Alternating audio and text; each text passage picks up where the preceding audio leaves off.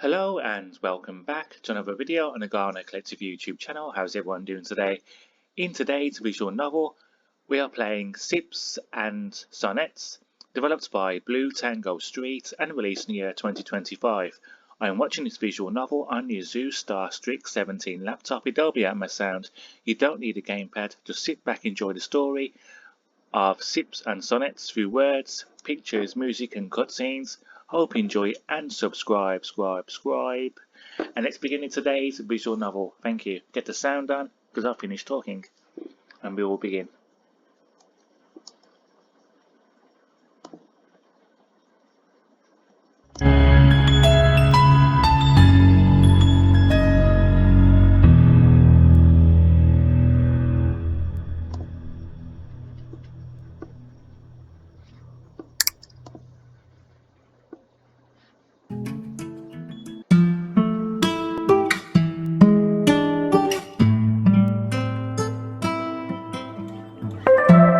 Under boughs and gold canaries, branches reaching for their kin. Wishfully, I sigh and tarry, waiting for your merry grin. Colours jive across the sky as heavens shake their golden plumes at candy clouds and passers-by. The only missing thing is you.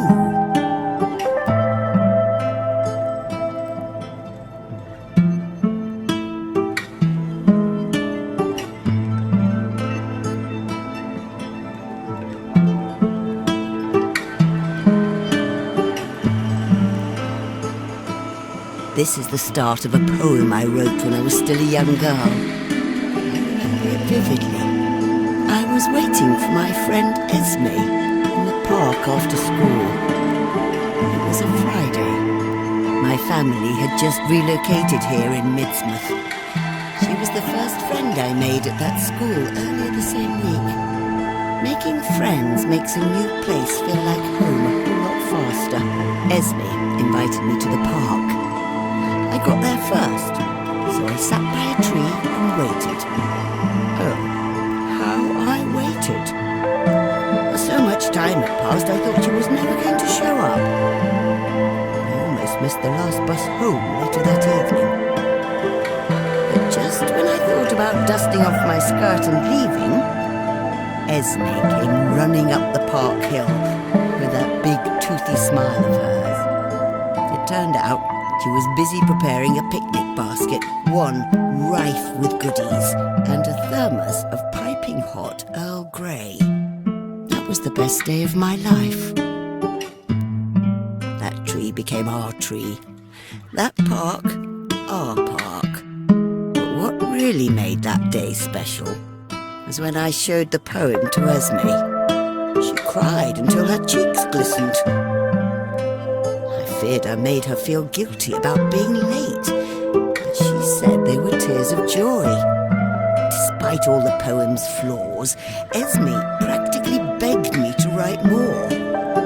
So I did. That memory shaped who I was to become. We stayed friends after school, but eventually she had to move. You know how life is. It likes to whisk your dearest friends to the most remote of places. But what luck! Esme is visiting again. Oh, we haven't seen each other in an age. I would love nothing more than to swing the door to my tea shop wide open when she arrives.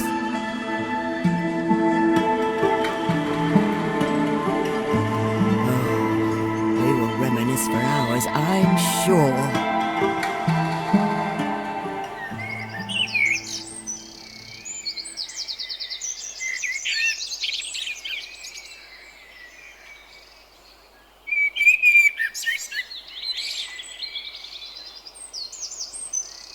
Ah, another lovely day.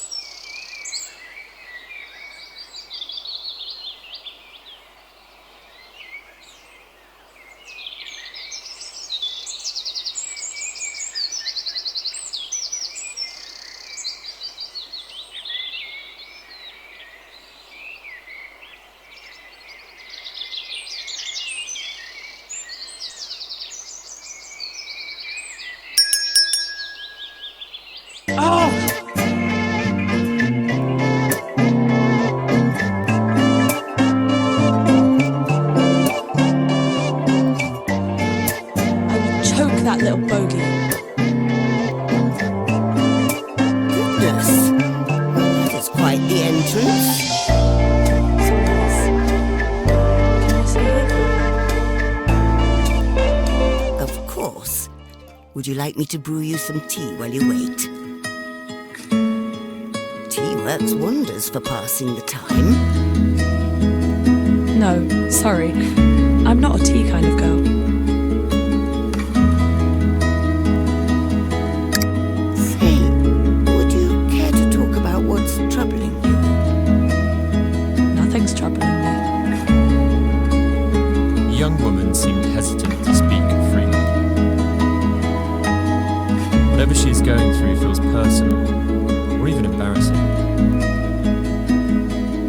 Right. In any case, you're welcome to stay here as long as you like. Thank you, miss.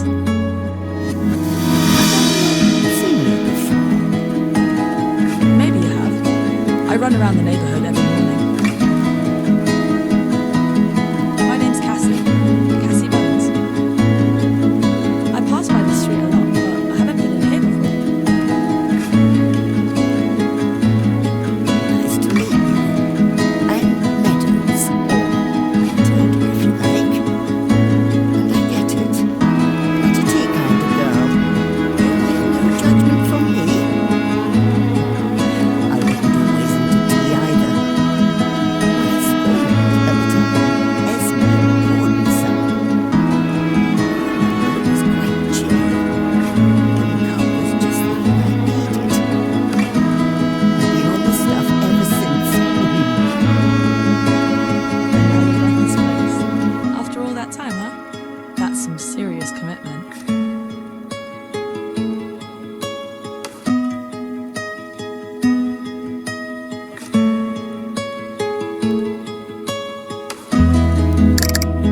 Friends can have that effect on us. We are shaped by the experiences we have with other people. I can't imagine I'd be here talking to you if it weren't for her. I think so too. What I call me is just the result of all the friendships I've had. Someone famous said that, I think. David Hume. And you were close. He thought we are the sum of our experiences. Immanuel Kant, another philosopher, disagreed with that notion. He thought that we are more than that, because there are things we can know innately without ever experiencing them. Like what?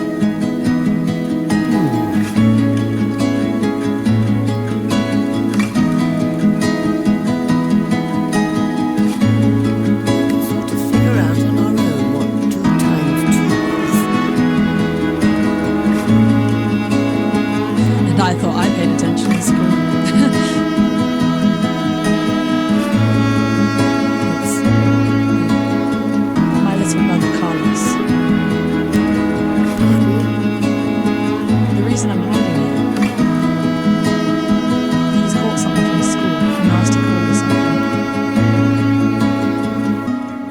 And now he's like a sneeze machine.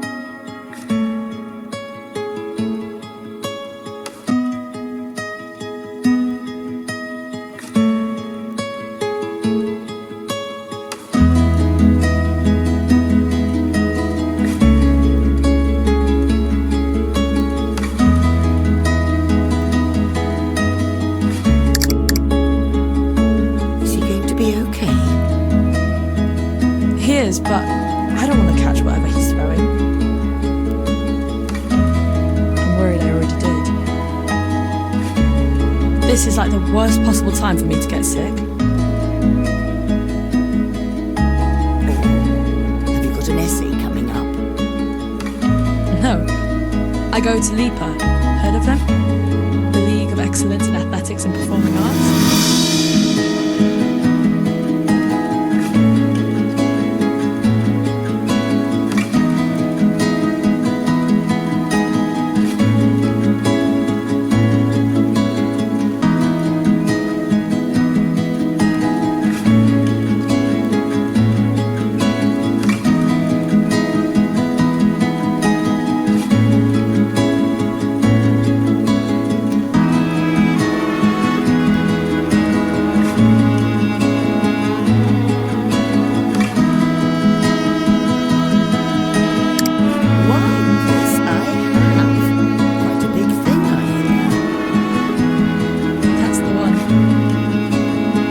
used to run track back in high school, and Liba offered me a fully paid training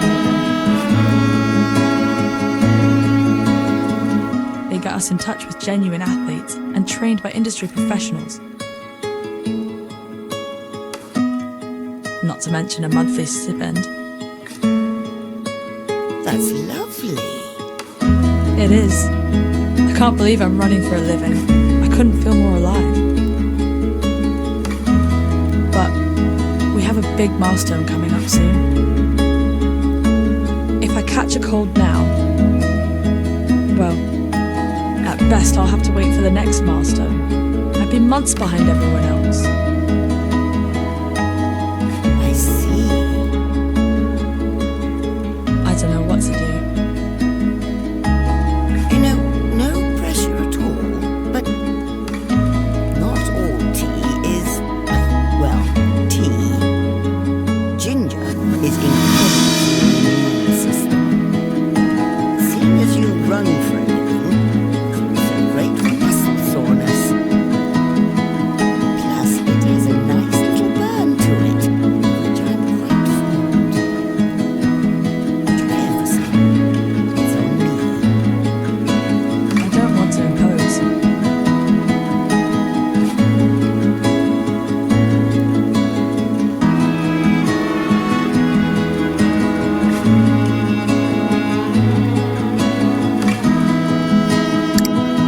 Oh, come now. I was trying to make a fortune. I wouldn't be running a Teashop. Well, if you're sure. I'd like some ginger tea, please. Thank you.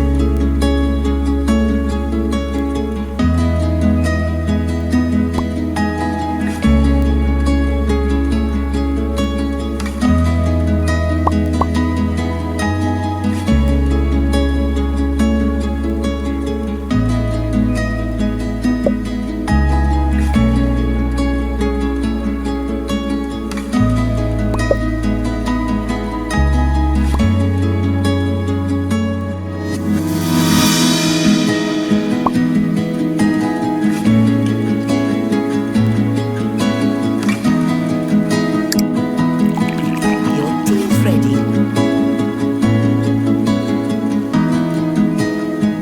Holy, this burns! But in a good way. That's part of its appeal. A bit too strong, though. Stronger than lemonade. Still, I can't believe I've never had this before. Thank you, Liz.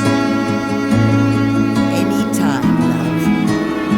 Say, those knickknacks you got there look really nice. Where'd you get them from? Oh, all over. I travelled quite a bit, and I always liked bringing something back as a reminder. Which one caught your eye the most?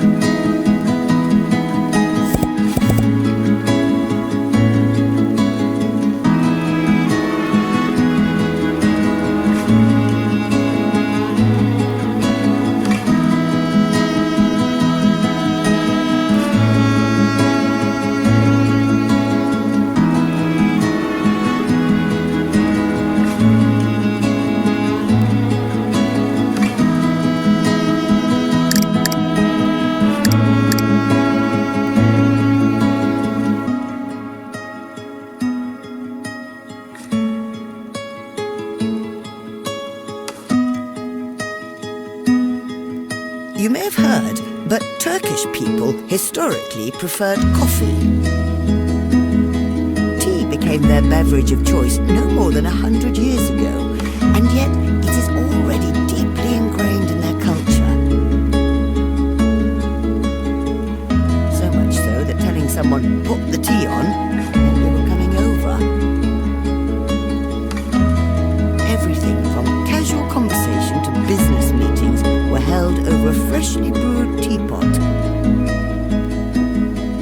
A Teashop owner would walk over to nearby businesses and pour them each a cup, which I thought was a nice gesture. As you can see, the tea set here is two-tiered, one for highly concentrated tea, another for hot water, keeping each other warm. If you preferred your tea open, it meant you wanted it watered down. But if you liked your tea strong, you'd say you want it closed. But if you liked your tea strong, you'd say you want it closed. Even children there get some tea, though theirs gets cooled down and served with some biscuits to make it a little treat. I was so captivated by their love for tea, I decided to buy a set for myself. They said the fancy ones were a tourist trap. It didn't matter.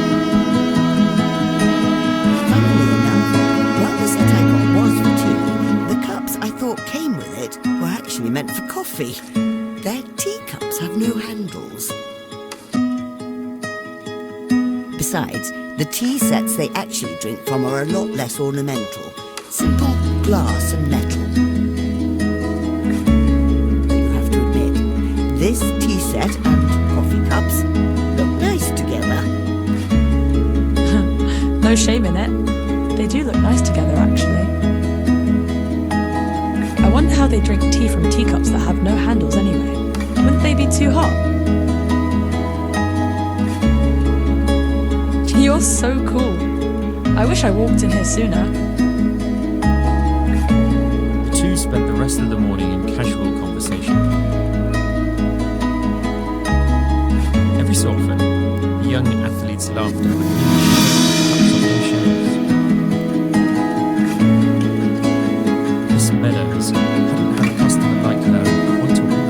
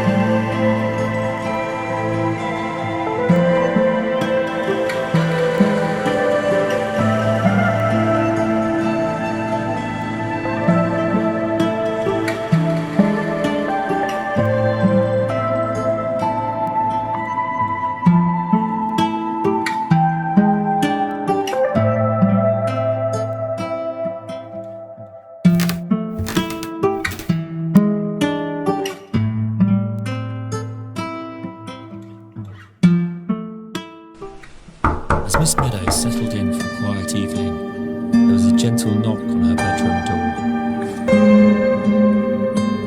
Come in.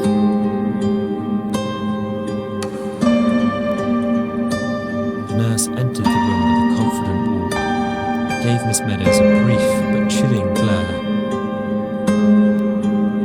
How was your day? Acceptable. The nurse's face barely moved when she spoke, as if she wore a mask of porcelain.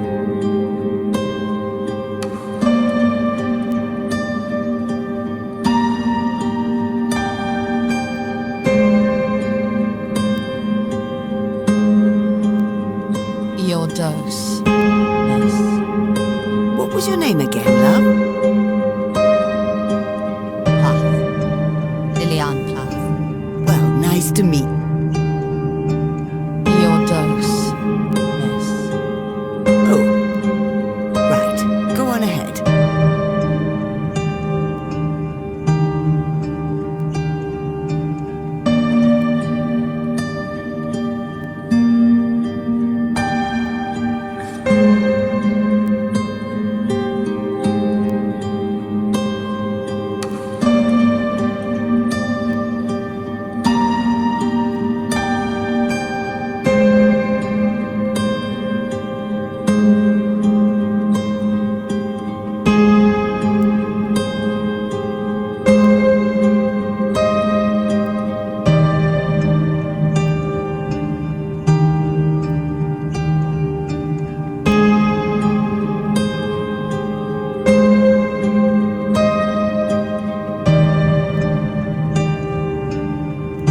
We are done. Thank you, dear.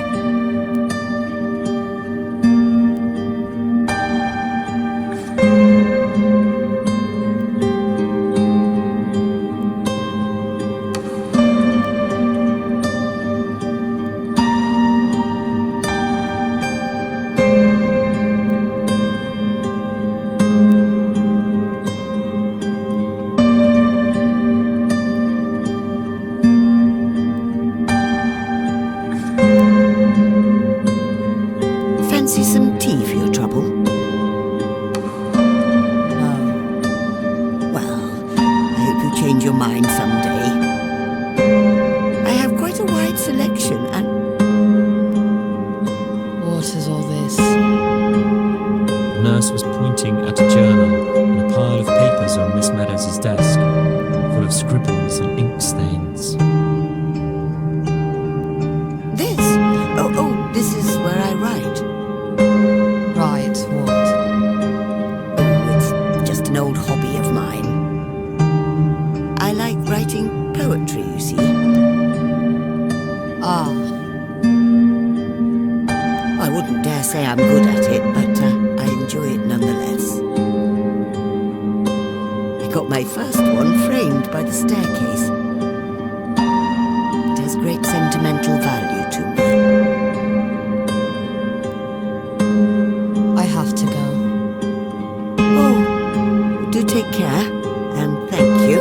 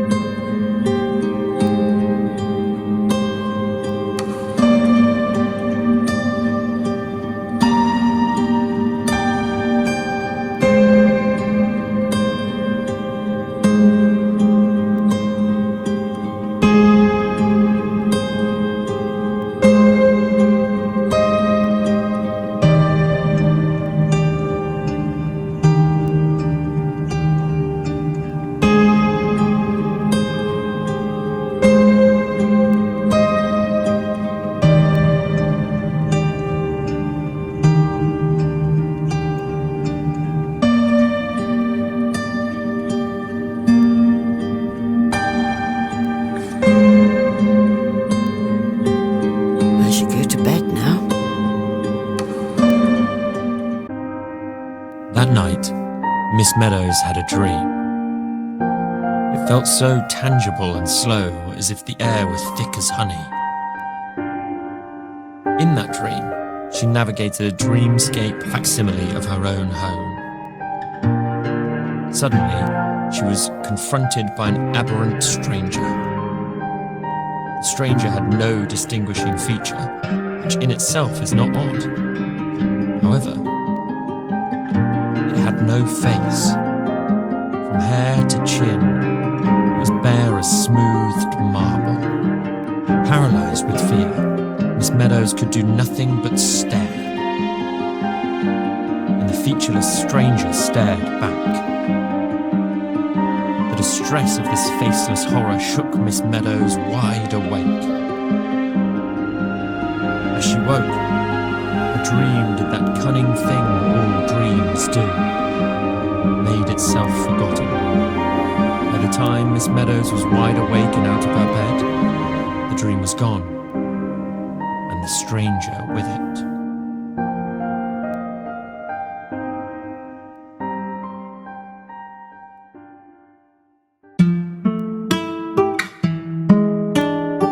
Remember how Esme encouraged me to write after I showed her my first poem?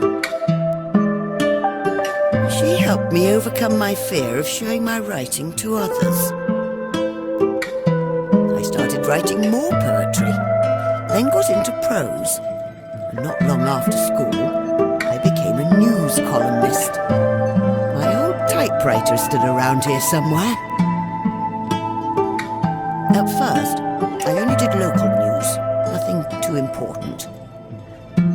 Then I went national and lived in London for a while. There, I wrote the exposé of the decade. That news story I broke is still talked about today. I'm so proud of it, I got it framed on my wall. One success led to another, and soon enough, I was sent to report on events across the world. I remember every city I've been to. All that because I waited for her on that Friday at the park.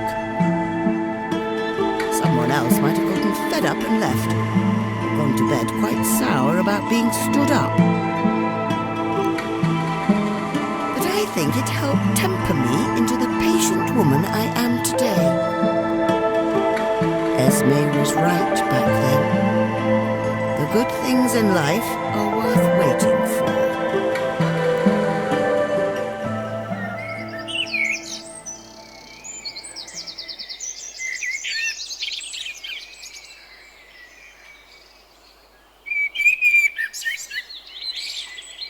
Miss Meadows was used to customers walking right in and hearing that bell jingle as they do. What she did not expect to hear, however, was a knock.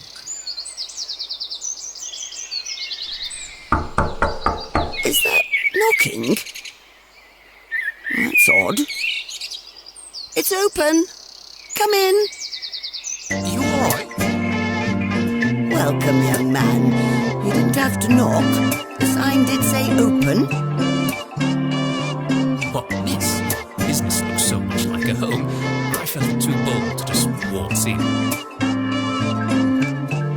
How perceptive of you. It is my house. I just turned this floor into a tea shop as well. I thought maybe I might find it more relaxing that way. It certainly is.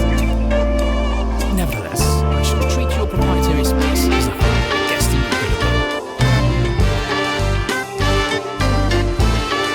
By all means.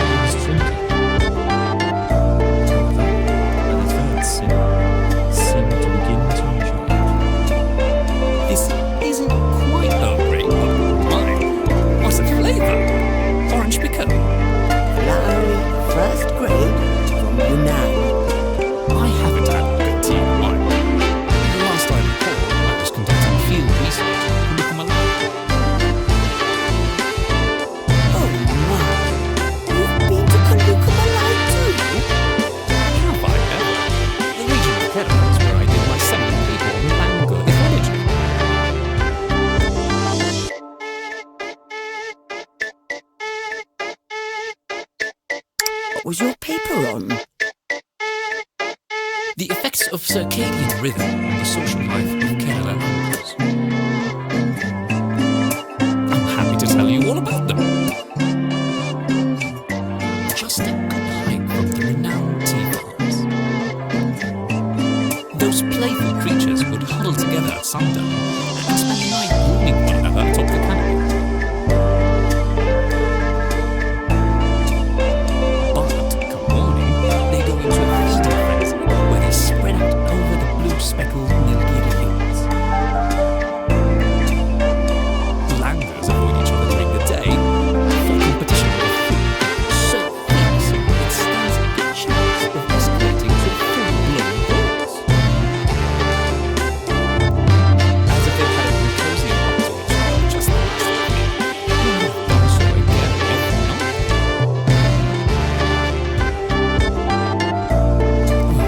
I imagine, looking at this behaviour from above in a time-lapse manner, it would look like as if the hills were breathing hunches.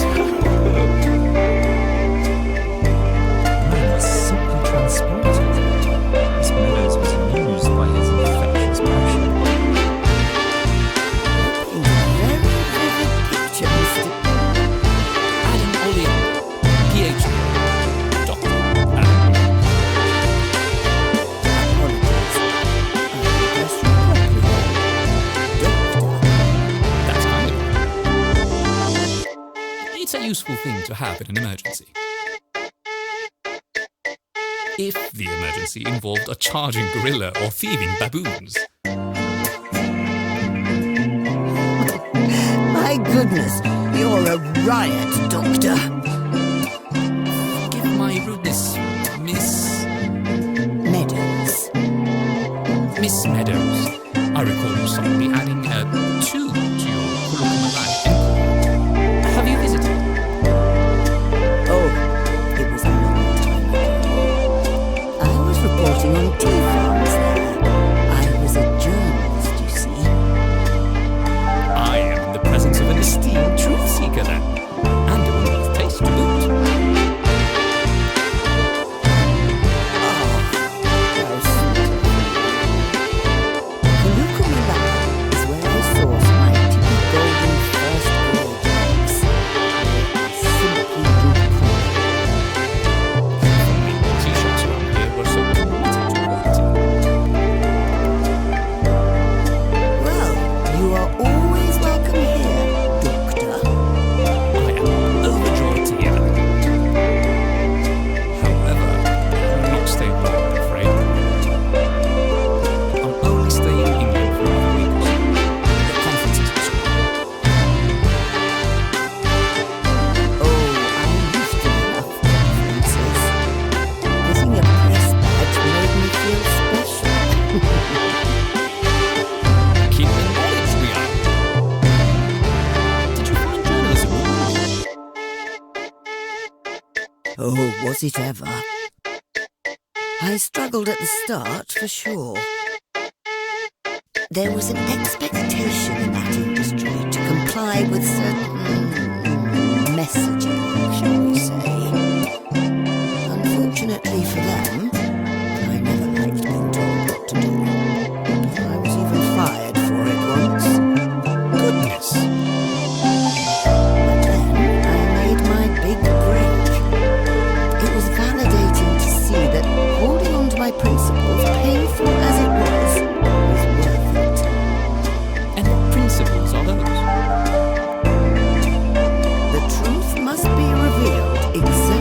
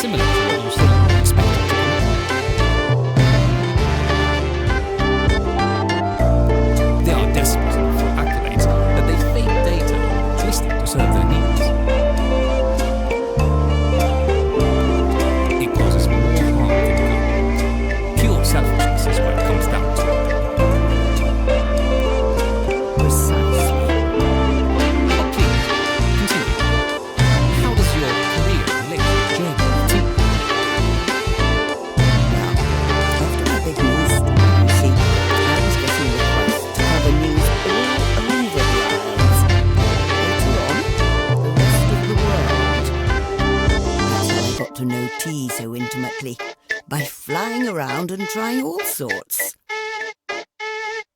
I have no doubt you did us all proud. That's sweet of you to say, Doctor. Say, the conference you're here for, what's it about anyway? Oh, that? You wouldn't believe me if I told you. You'll think I'm having a laugh. No, please go on. I won't. Well, if you insist. I am here to attend a conference on recent discoveries on type 2 diabetes. Domesticated form.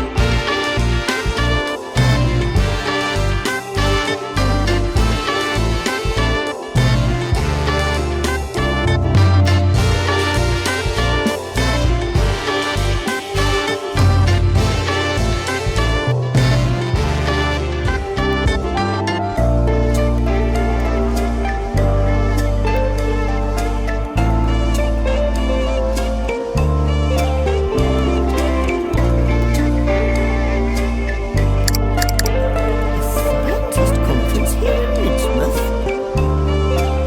That makes me so happy. This town is a lot more lively now than back in my day. It's not very often that my career brings me to this part of the country. And I'm glad indeed.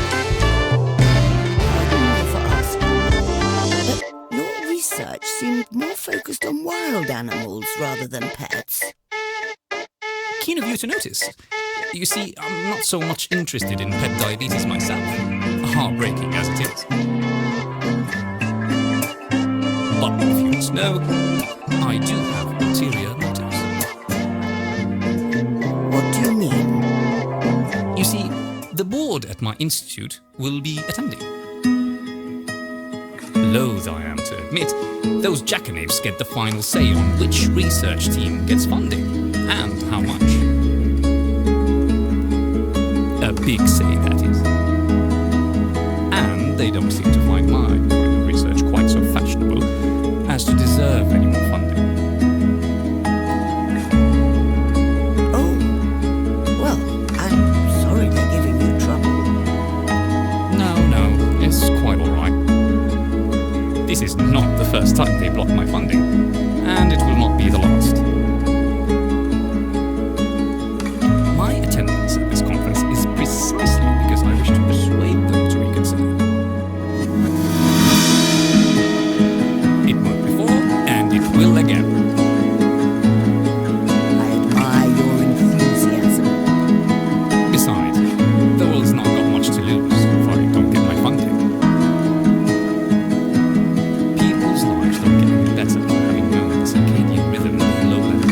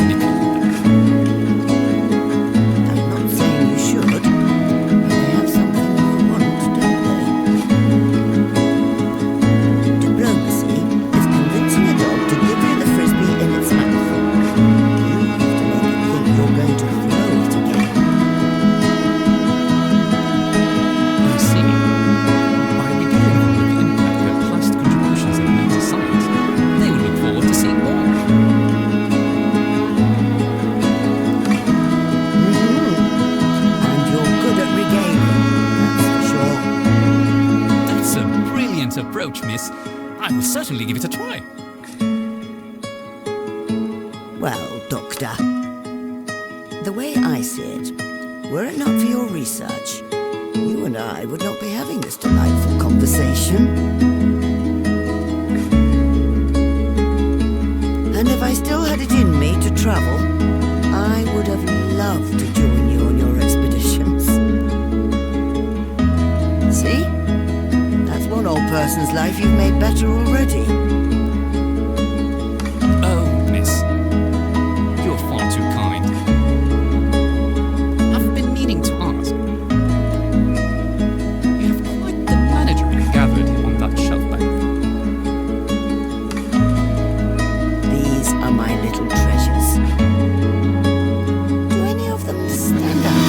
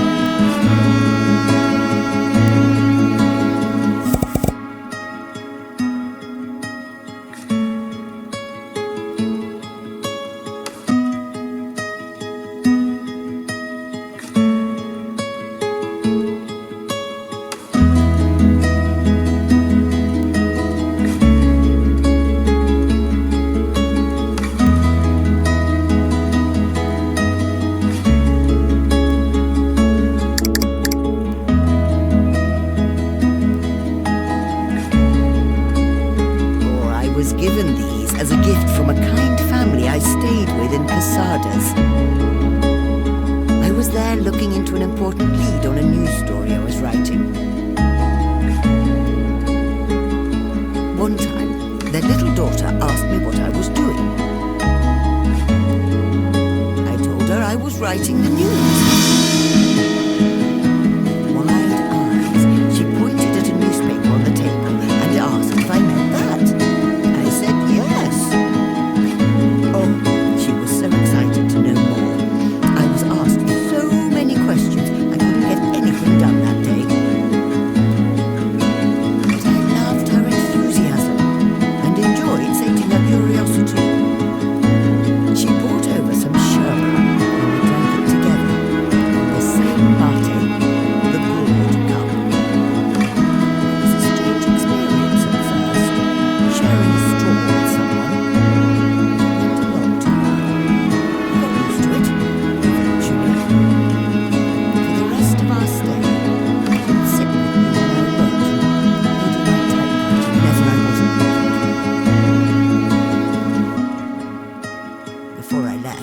She offered me her mate to take home with me, and I thought it was the sweetest gesture. I'd already bought a mate before, but I simply couldn't turn her down, so I ended up with two. Even though these two objects are identical, one of them is that much more significant, simply because of the memories that come with it. That is simply adorable. I hope she followed in your footsteps, miss. This makes me want to start a collection of my own. The two enjoyed each other's company over tea for a good while. It wasn't until near sundown when the scientist decided to take his leave. Miss Meadows closed shop and went to her room for the evening.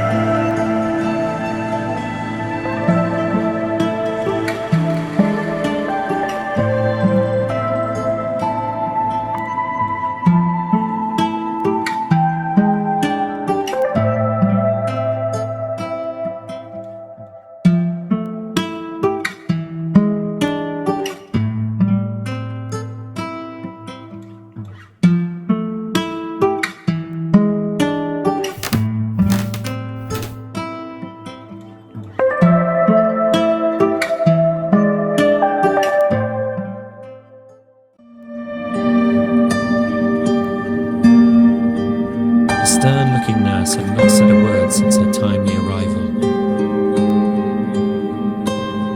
She wore the same expressionless face like it was part of her uniform.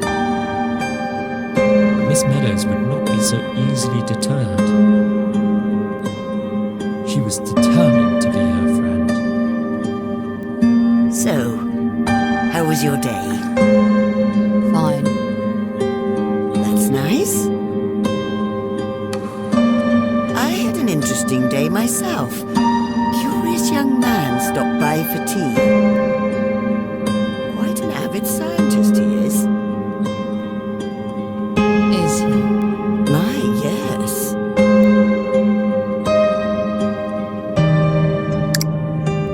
He studied languor behavior.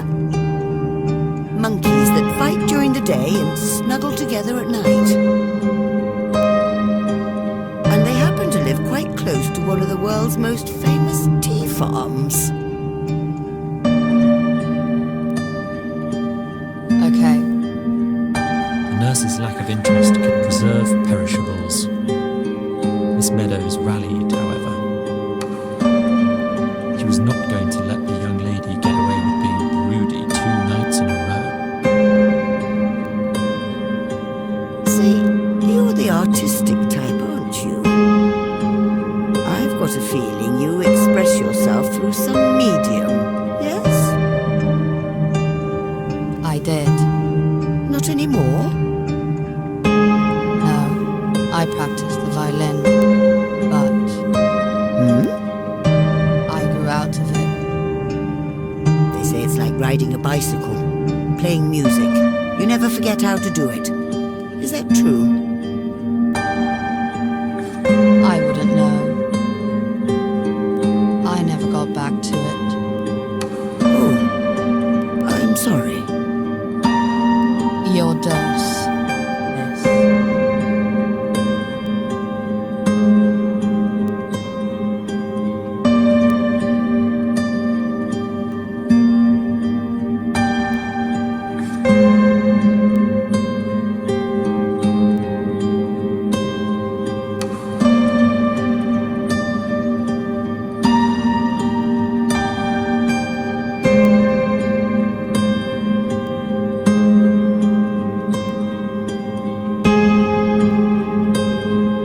I'll be back tomorrow. Another night, and Miss Meadows had to admit defeat. Cracking that egg will take more than just casual conversation. The old lady wondered to herself why she was so determined to get the nurse to be more sociable. Did she miss the previous nurse, who was much chattier? Did she feel the current nurse's guardedness was her own fault somehow? Or did she feel lonely at night when customers were not there to keep her company? Somewhere, out in the night, low heels stomped away on a damp pavement. After sitting in silence for a brief time, Miss Meadows decided to get back to writing her poem.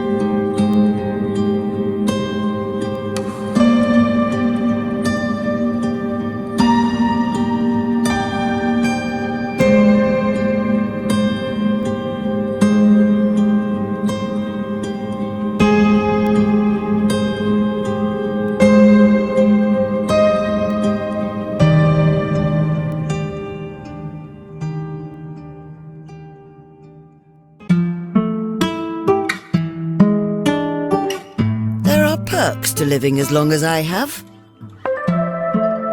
One such perk is that you get to be a living witness to many events, both great and terrible. School children would be yawning through history class, but to you, it's not history. How could it be? You were there.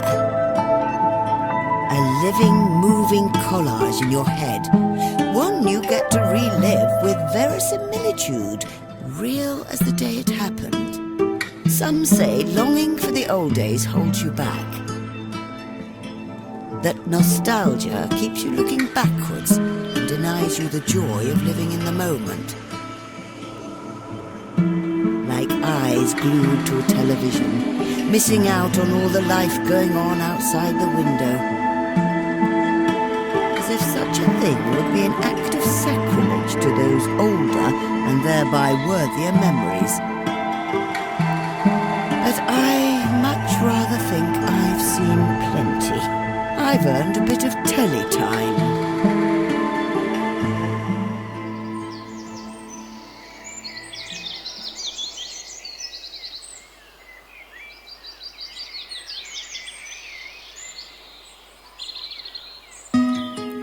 Miss Meadows felt energised this morning. The arrival of her dearest friend, Esme, was drawing near. She swept the floors, tidied the tables, and was ready for a new day. And what better way to start one than with a fond and familiar face? Morning, Matilda. Oh, Ollie. You all right? Yeah, you? I'm all right. You know, I was wondering when you would stop by. I haven't seen you in a month or so. Sorry about that. You know, kids. Great. Oh, yeah. How's Aisha? Wears me out still. Hard to believe she's turned 20 soon. Well, you knew what you signed up for, having another kid that late, Ollie? I know. Their mutual laughter had a warmth from it, like a comforting memory. They knew each other better than any two friends could. What's wrong with Well, you know, Esme's coming to Midsmouth for a visit. It'd be lovely to catch up. you? Esme's coming. Yes. As a matter of fact, she did. Shortly after you left last week, she said she's staying for a month, visiting family.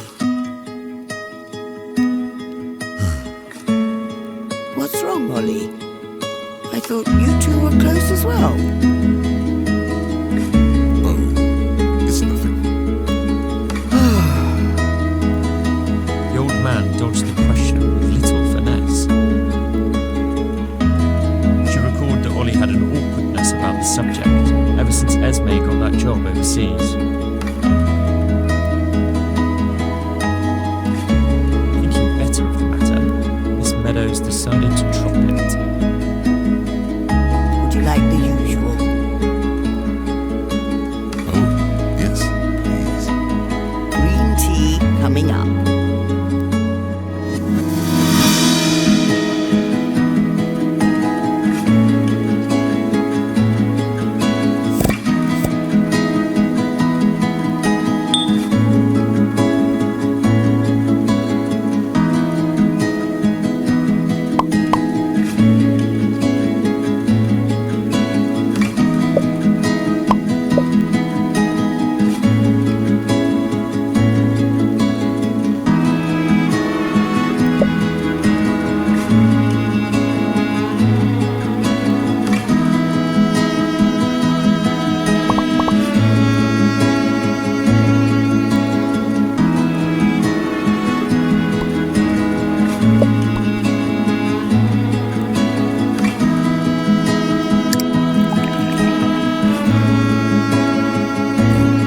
A bit strong.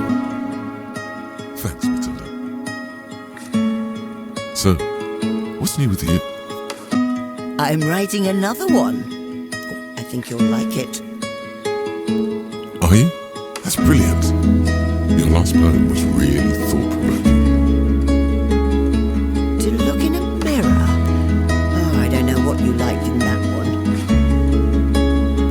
When I was done with it, it took all I had not to scrap it. But you insisted that I didn't. I couldn't let you. That poem was a gem.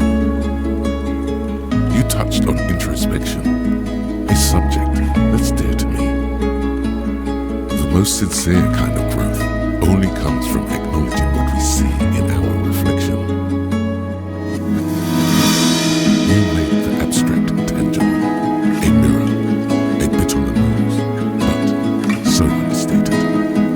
Oh, don't remind me. Come on now, you said it yourself. You can look away, or you can confront what you see. We tend to be so focused on surviving outside that we forget to look within.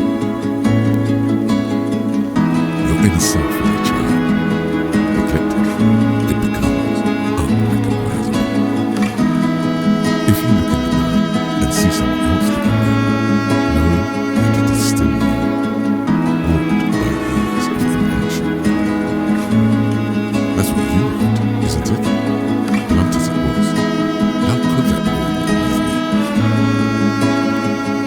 Miss Meadows tried not to smile too brightly. She would not admit it, but she enjoyed being quoted from time to time. Oh, Oliver, you're too kind. So, tell me, what's your next poem going to be about? I decided to get my inspiration for this one directly from people who come here to my shop. You should have met the interesting people who came in the last few days, Oliver. Oh yeah, Well, there weren't that many customers, if I'm being honest. But the ones who came by were quite distinct.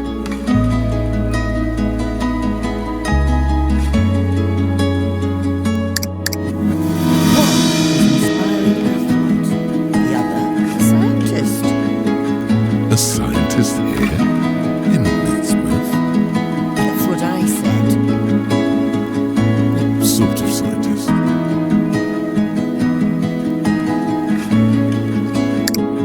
He said he was an ethologist. What's that? Wild animal behavior, apparently. What animals? This town isn't exactly a team of animals. Oh, he's not here for research. Just attending a conference. We have conferences here too. I said that too. Gosh, I wish you were there. I felt I could learn a lot just listening to them talk about their lives. And they love what they do.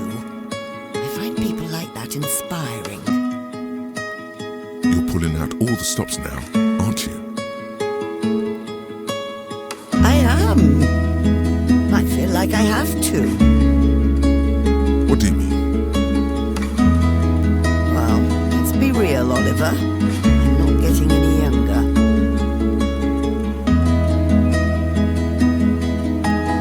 Oliver looked like he was going to contest that statement.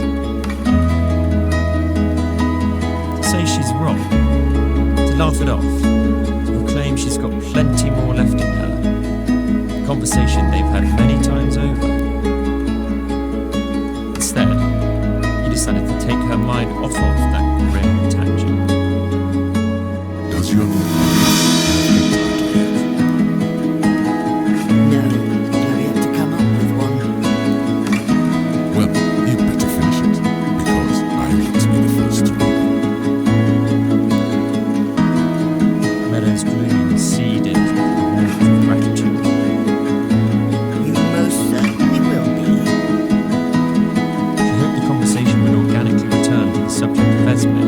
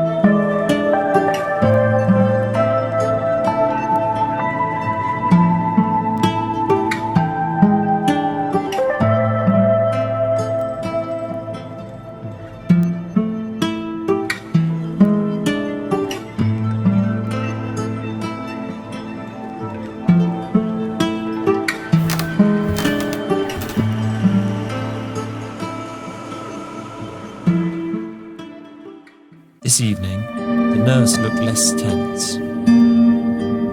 Miss Meadows decided to seize this opportunity to chisel away at the ice wall once more. Thank you for coming in so often. I hope it's not out of the way for you. It is not.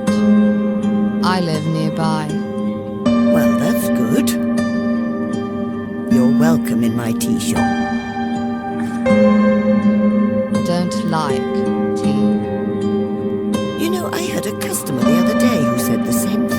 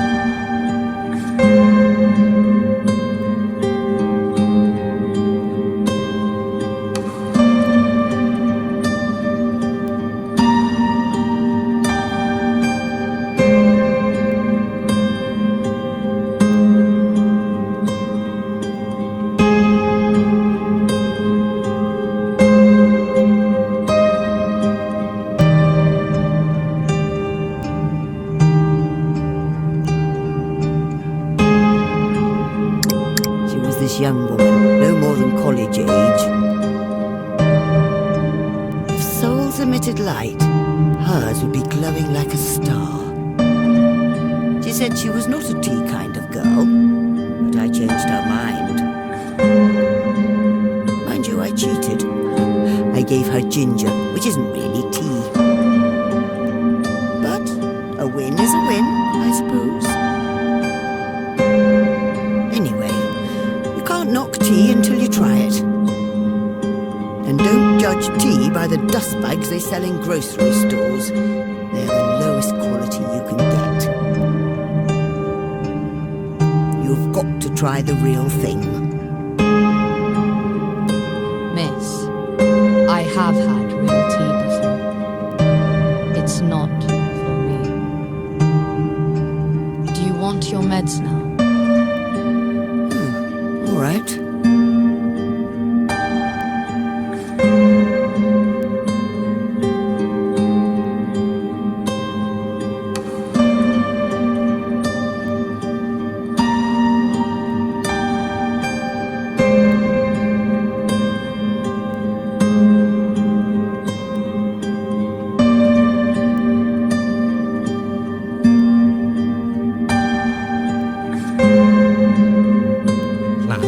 Miss Meadows a long once-over, head to toes.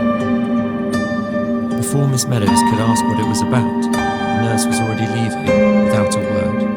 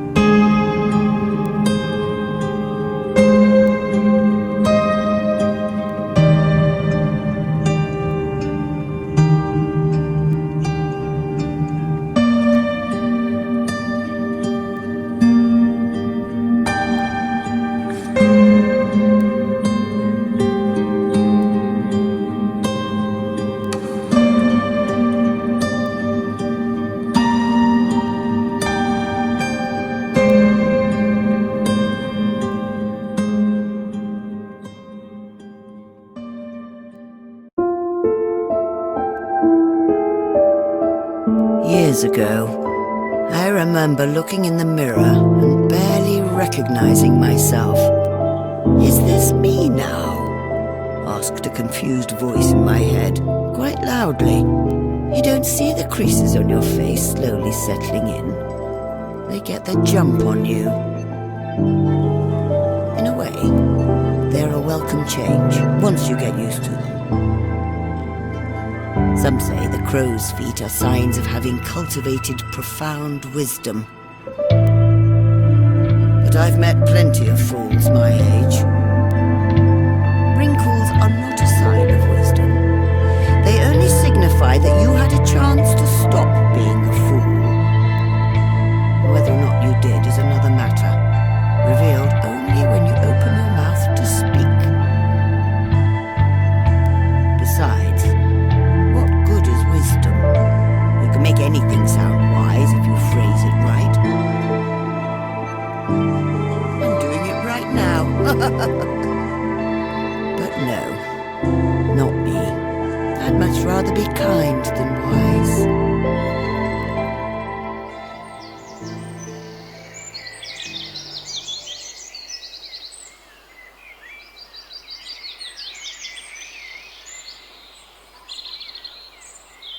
The pang of melancholy brought about by Miss Meadows' reflections this morning lingered in her mind like an unwelcome guest. It didn't help that the few customers that came and went were all in a rush to go about their day, and not one was in a talkative mood.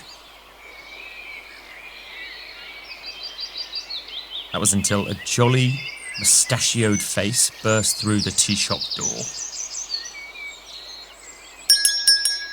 Miss Meadows. Oh, Doctor! Good to see you again. You seem to be in a good mood. Am I ever? You'll never guess what happened. You got the grant. I got the grant. Those stuffy bureaucrats never knew what hit them. I did my research with Mr. Huxley, their head of grants, and apparently he is quite the sweet tooth. So you got him chocolates. Lunch. A whole box. That was my shoe in the door. I caught him between lectures. He was so deep into that box of fun, he would have given me the moon if I asked. But seriously, he was resistant to allocating funds to the team. Grants were told to be more stringent than usual with funding this year. So, I did what you said. While he ate, I recounted some of my adventures in the woods. You must have been quite taken by your stories. He certainly was. And I reminded him that these stories would not have been possible without his department's continued generosity. With a big, fudge-smeared smile, he told his secretary to make a note of us. We're receiving our funds soon. You know what, Pavlov? I take back what I said about your theories. Oh, well, congratulations. I'm really happy for you. Thank you, miss. It was a hard-fought battle. Ah, what a joy it is! I get to continue my research again. What about the conference? Wasn't it about... Oh, yes, the conference. Fascinating stuff, yes. Miss Meadows felt something was not quite right. The man seemed perturbed as someone celebrating a great success. Determined that the doctor would be hiding something, Miss Meadows gently Are you looking forward to your next expedition? Of course I am. Where will it take you? Well, given the success of my recent publications on primate behavior, I decided to continue further down that line. Next,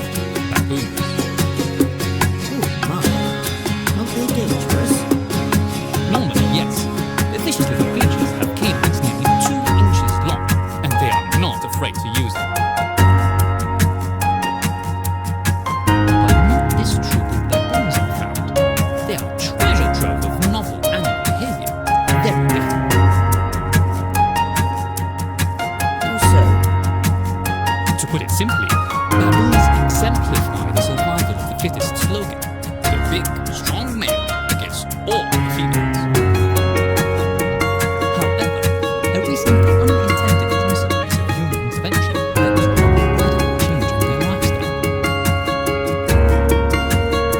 You see, the Neapolitan regular folk received a large stock of meat that was found to be contaminated, unfit for consumption. They delegated this disposal to a truck who dumped the whole pile in the savannah. I thought hyenas might come running, so I hid. These baboons found it first, however. Because of the nature of their hierarchy, the biggest ones take all. Only they got to eat the meat, and they got the biggest even after they were full. Sounds like old-fashioned greed to me. It was, but that was also their downfall. The bullies suffered agonizing symptoms from intestinal infection and died quickly.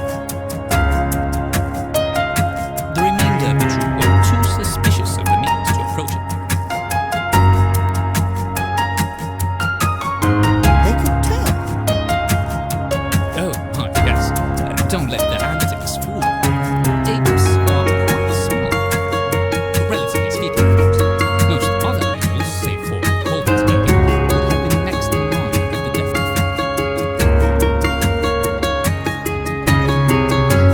Let me get to the exciting part. With the death of the big burly apes, the troop's hierarchy had been smarter. Not only was there a notable reduction in infighting, but their rudimentary community became much more monogamous.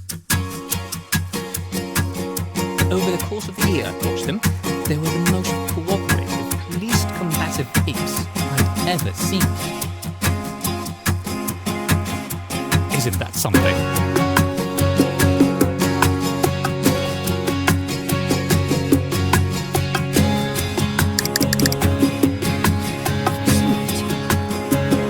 Must have been quite thrilled to witness that.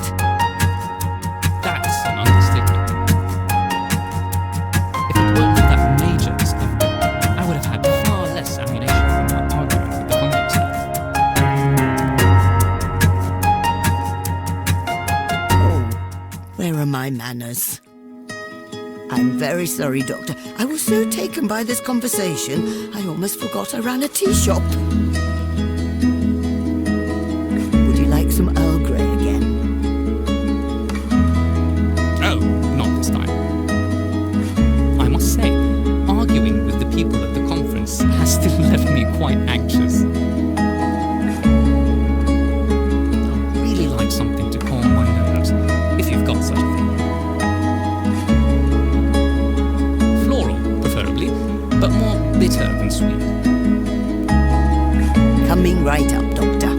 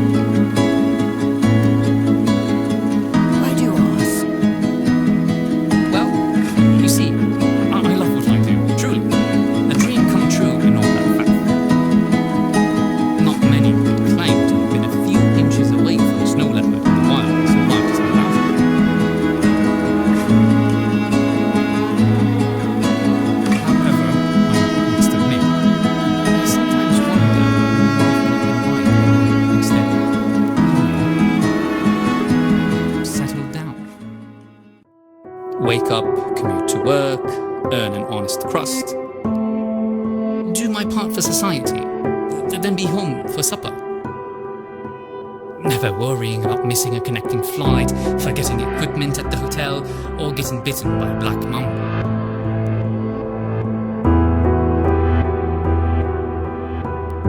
I love what I do.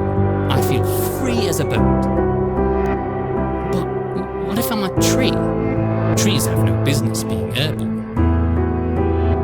You crave stability, then? Well, maybe. I'm not quite sure what I want. On one hand, there is something comforting about familiarity, routine, like an old friend. But on the other hand, I feel I wouldn't be as interesting if I had stayed in one place.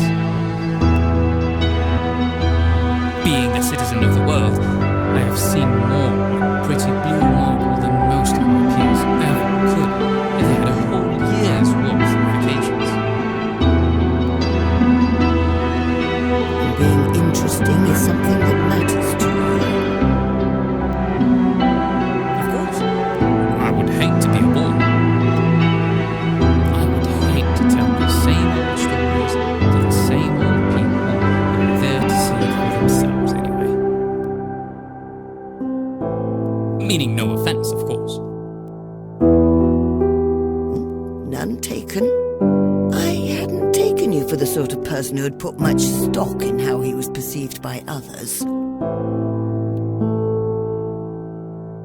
Not that that's inherently bad.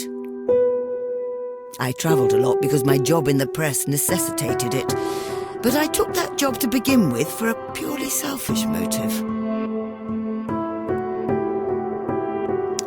I wanted to see the world, all of it, with my own eyes, or as much as I could at least. The places I'd been, the people I'd met, the memories I still carry with me. It was worth it just for that. Being able to talk about it with equally well-travelled people such as yourself is a nice bonus. So no, Doctor, I do not regret the years I spent travelling, and I hope you don't either. You have given me much to digest. Say, tell me more about those memorabilia you've got over there. Which one do you want to know about this time?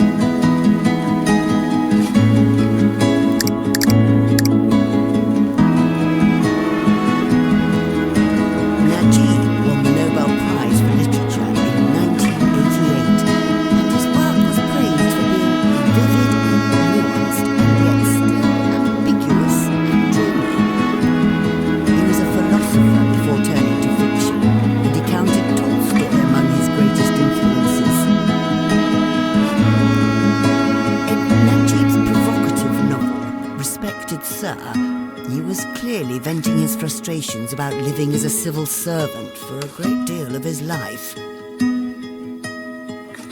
He wrote a rather powerful monologue that stuck with me to this day.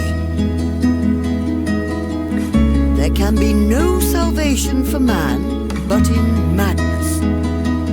Madness alone can accommodate both piety and heresy, both glory and shame, love and deceit, honor and fraud. How can a sound mind comprehend, let alone endure, a bizarre life such as this?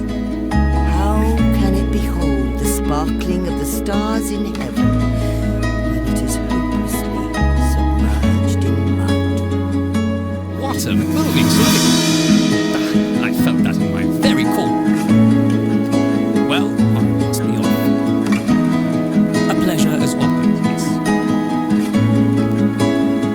The scientist's departure was bittersweet. It felt like there was something left unsaid. Miss Meadows hoped he would come back again.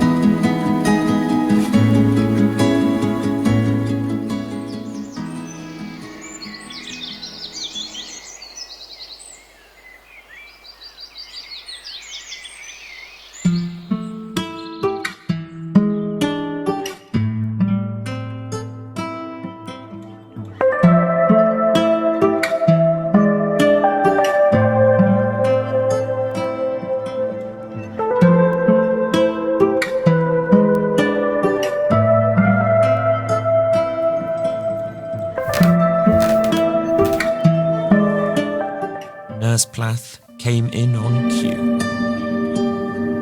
To Miss Meadows' utter lack of surprise, she did not say so much as a hello. Without much pomp or circumstance, she got right to work.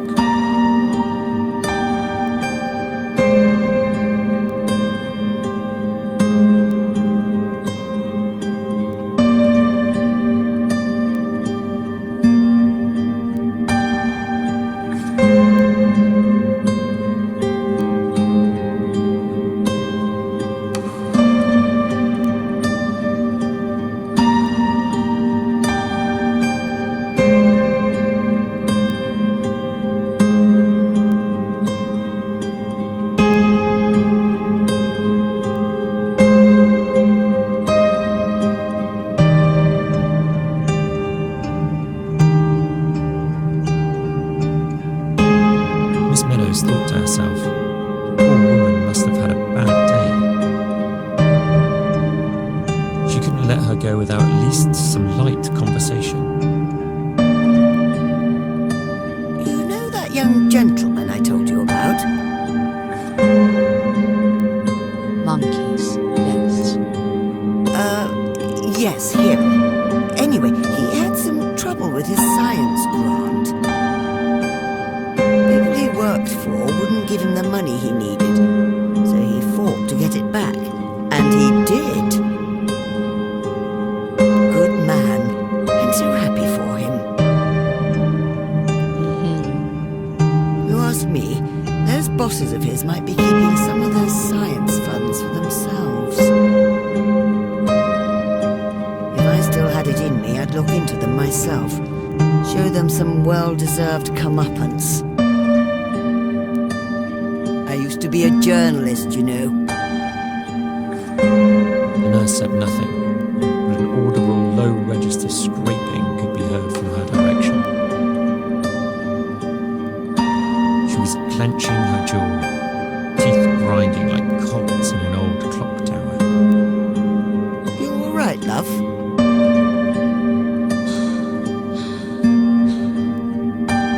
Suddenly, the nurse left in a hurry. Goodness. I wonder what got her worked up.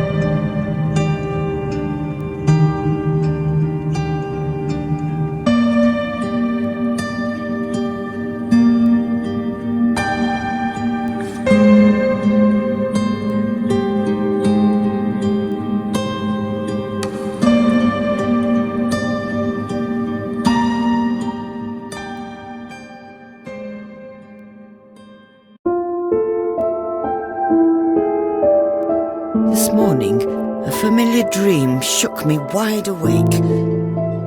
Funnily, it was about school. I heard the top cause of recurring nightmares is primary education, globally. Used to be that war caused the most bad dreams, but I suppose we live in such peaceful times that school is the next worst thing. Anyway, in this dream, Esme and I got singled out by Mrs. O'Hare. She had us do a quiz with burlap sacks over our heads so that we could barely see the questions. When I took the sack off my head and tried to confront Miss O'Hare, all I saw was that faceless head. The featureless stranger staring back. I'd forgotten all about that face. I knew I'd seen it before. Did I? Oh, nobody liked Mrs. O'Hare. She was vindictive, the kind of teacher even parents feared. Still, when I heard she'd passed away, I went to her funeral. Her family was exceptionally kind. We're still in touch. It got me thinking, how can someone so cruel come from such a nurturing background? Or maybe they weren't so nice until it was too late. It's easier to apologize to an open coffin. I do dislike funerals.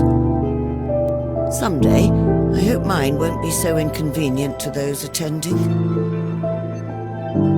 The last thing I want is to be a burden.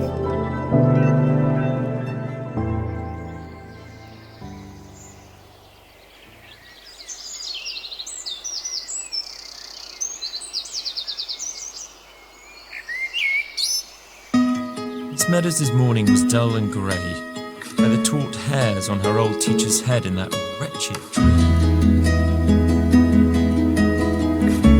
The sight outside her shop put her in a much better mood in an instant. Morning, Matilda. Ollie, back so soon. I normally have to wait weeks for a visit. What can I say? You've got me hooked on good tea. Truth is, now that my kids and grandkids are less dependent, I find myself